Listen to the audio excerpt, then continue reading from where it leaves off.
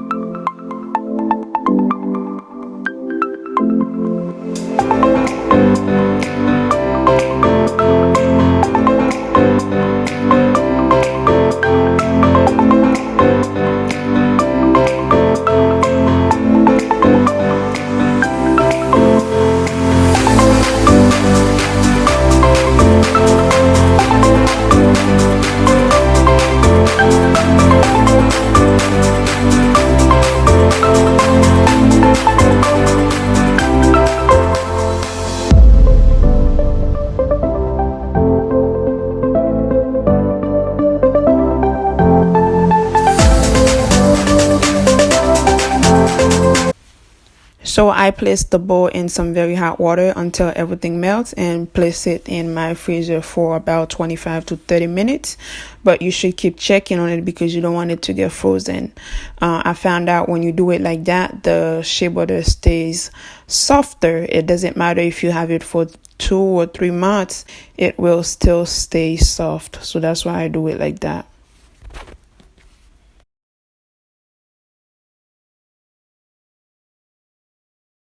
So I'm just gonna mix it up until I get the consistency that I like.